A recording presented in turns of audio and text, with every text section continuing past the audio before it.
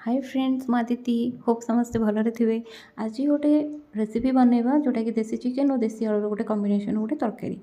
तो प्रथम ये चिकेन को भल भाव धोईकी हलदी गुंड गोल रखीदी।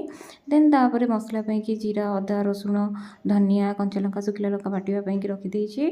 देन आलू आ देसी आलू भल काटी धोई तेल लुण हलदी पकई लाल हवा पर्यंत भाजिया को रखा। देन भाजी सारापर बेसिक गोटा मसला पकई समय भाजवा। देन भागिबा भल कि गोल्डन करके देन बाटा जाइथिबा रसुण अदा मसला को तेल रे पकई भल भाव भाजवा। देन तापर कौन करवा ता देहरे लुण हलदी गुंड काश्मीरी लाल मिर्च आप चाहिए लंका गुंड भी पकई पारे लाल मिर्च पकई पारे मुझे अधिका लंका बाटी राग हो पकईलिनी। तो तादे भल कि चिकेन मसला टी अधिका भल कि चिकेन मसला टी पकईबे पकई सारापर गरम मसला टी पकईबे कारण जितेबाला मसलाटा आम कषि था से गरम मसला पकईले तार टी बास्नाटा अलग प्रकार आसे।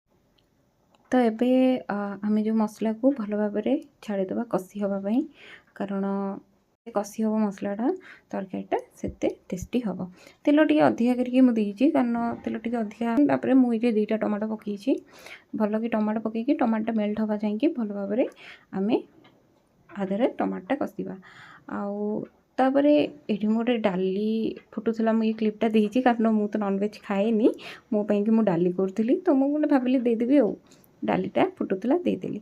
देन जितेबाला देखीदे भल कि कषि होगला कि नहीं तापर चिकेन जो हलदी गुंड गोल चिकेन रखी थे चिकेन टी मसला भितर को देदेव भल भाव देकी भल कि मसला सहित गोलेवा एपट सेपट करके भल कि गोलेकी घोड़े रखा।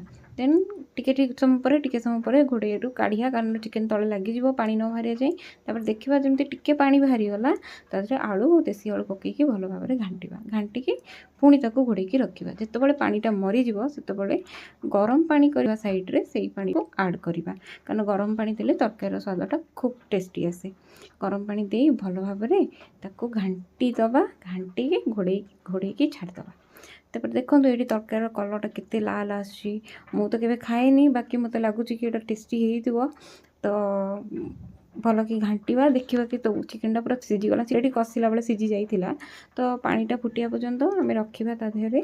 तो तापर मुझे धनिया पत्र आउ जो हाथ में बनई गरम मसला को छेचिकी पकईद पकई सारापर ये देखूँ देसी आलू आलू चिकेन तरकारीटा केते टेस्टी होइछि भल होइछि ना। थोड़े ट्राए करंतु और निश्चिंत मते कमेंट माध्यम रे जणातु। रहुछि धन्यवाद।